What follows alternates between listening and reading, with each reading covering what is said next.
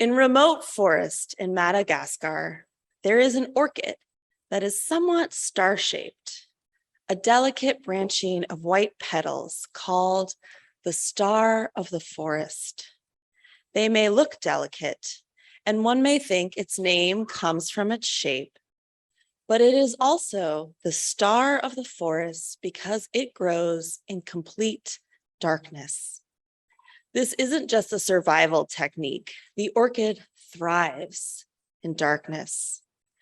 The orchid gets nutrients from underground fungus, does not have chlorophyll for photosynthesis, but cuts through the forest dirt every so often to attract pollinators such as ants. I loved reading about this orchid. I love knowing that there is thriving in darkness. This orchid is a reminder about the ability for life to survive and thrive in unexpected and possibly difficult places. Beautiful, delicate, thriving orchids that live happily and healthily in the dark. I have been in need of the possibility that exists within thriving orchids. Almost a year ago, I found myself as a leader of UU Mass Action, working alongside organizers on legislation, advocacy, change in the areas of climate and environmental justice, Indigenous justice, decarceration, immigrant, and economic justice. With the mission of organizing UUs to confront oppression, I think there is a great possibility of thriving when we sometimes find ourselves in darkness.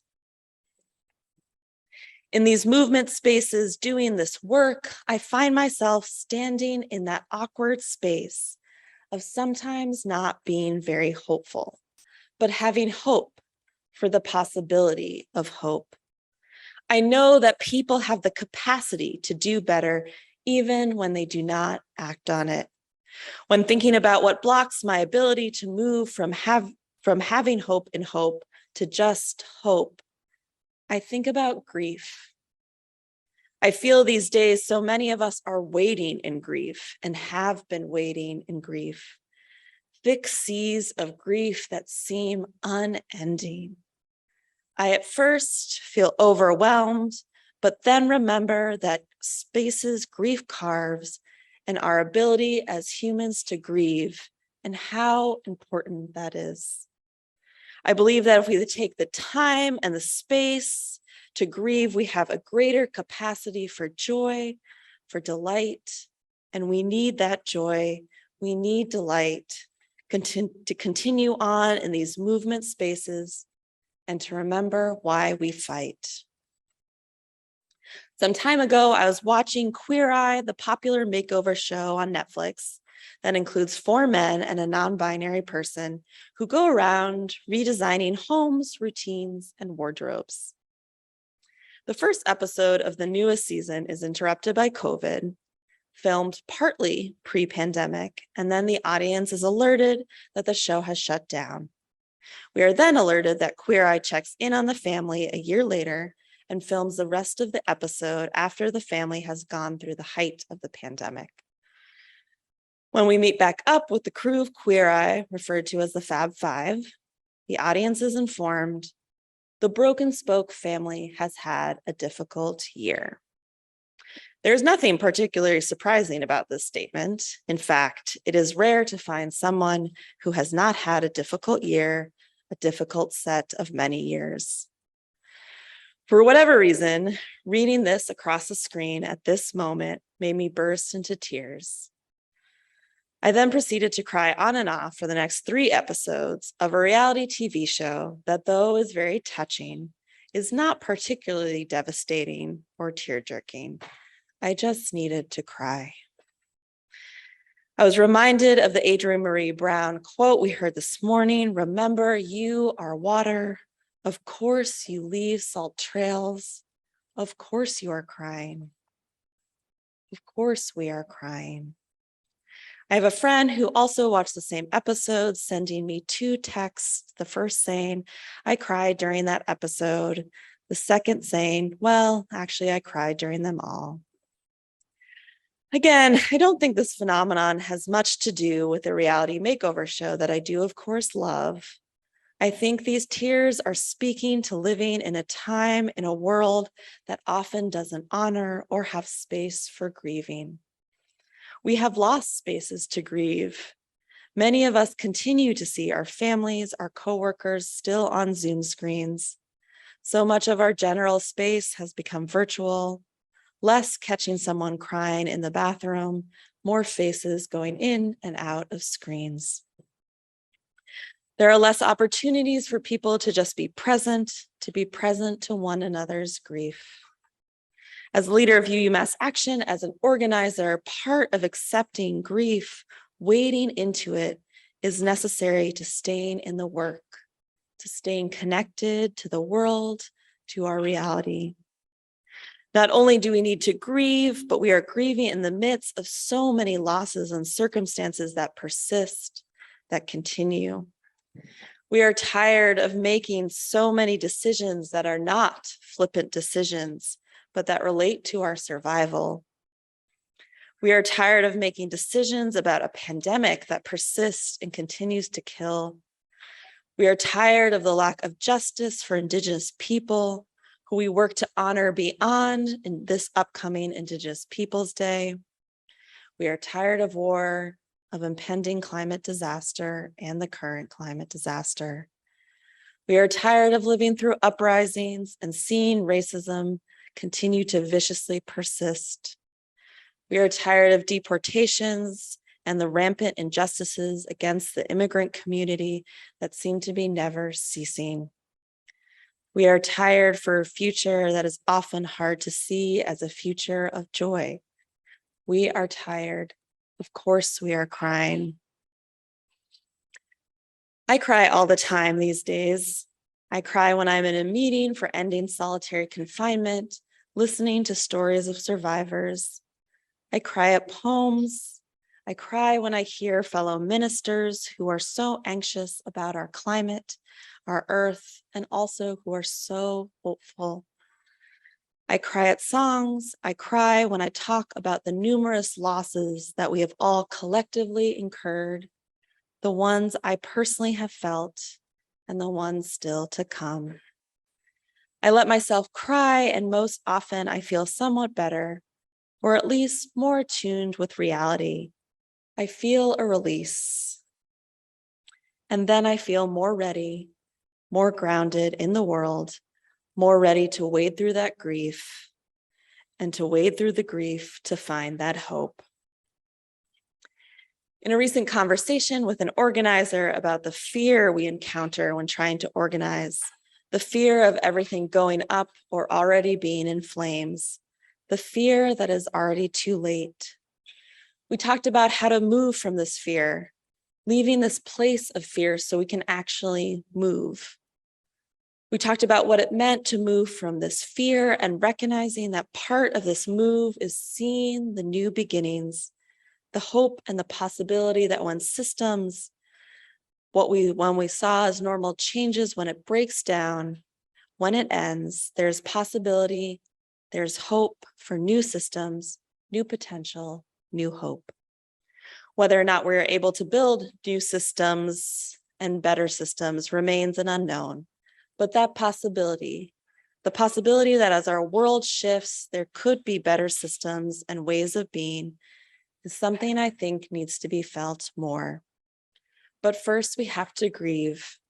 We have to grieve and accept our tears, tears that are just a part of us, an expression for our love of life and her beauty. In an article about eco-anxiety entitled, "How Can I Stay Hopeful as the World Burns?" Aisha Mirza interviews Robin Wall Kimmerer, author of the beautiful book, Braiding Sweetgrass, Indigenous Wisdom, Scientific Knowledge, and the Teaching of Plants. Mirza asks Kimmerer how she stays hopeful, and she says, "The grief is heartbreaking, but what I try to do is to feel that deeply. We can't look away from it, because to me, grief is the measure of how much we love this world. Grief can paralyze us. It can bring us to despair and hopelessness. But when we recognize that the pain we are feeling is ecological compassion, it's love, It's love for a world that is strong and fierce and lets us say, not on my watch. Kimura goes on to say, I always ask myself and others, what do you love too much to lose? Commit to that and know that it's our responsibility to pick that up and carry it through the narrows of climate change. That's what the world will look like on the other side. It's no joke to feel grief deeply, especially when there's so much to grieve. But I think it helps that when we know that in part, to grieve is to love. As Bell Hook reminds us, to be loving is to be open to grief, to be touched by sorrow, even when sorrow is unending. Even if sorrow is unending, I think we can take comfort that so is our love. To be touched by sorrow is to know you love, and to love is to grieve. The Adrienne Maree Brown passage that was quoted earlier talks about how despite it all, we are excellent at loving, that the heart is a front line and the fight is to feel in a world of distractionness, that the sacred comes from limitations, that we are excellent at loving.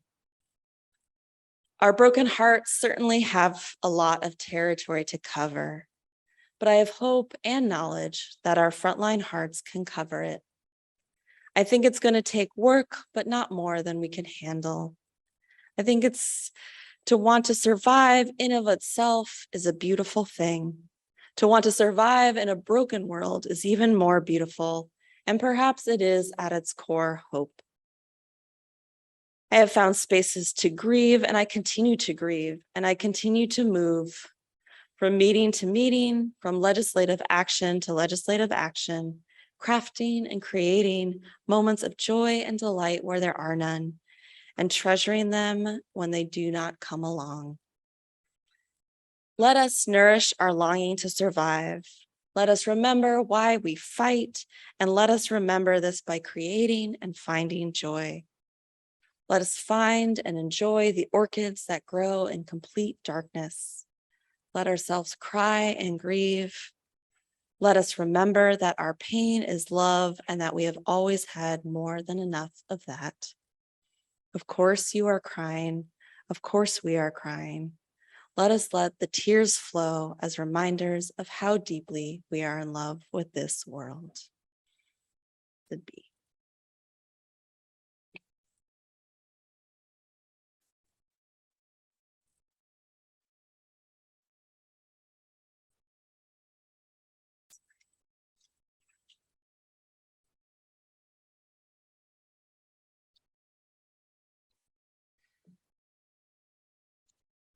Now is the time in our service where we celebrate the bounty in our lives by sharing some of that bounty with others.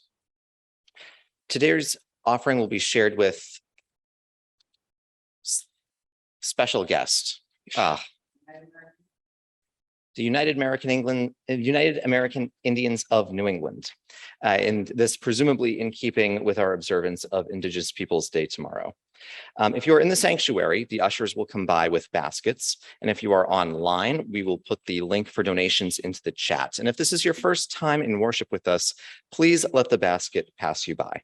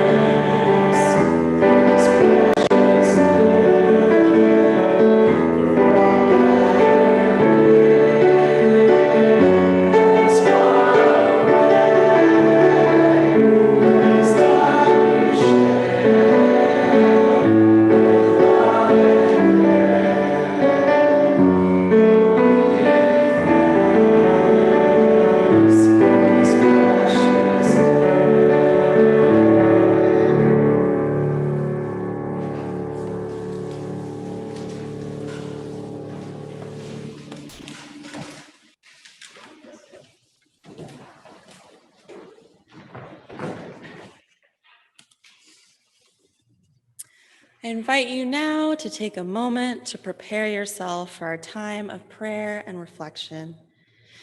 Each week, we take time apart to reflect on these joys and concerns, sorrows and milestones in our own lives and our world.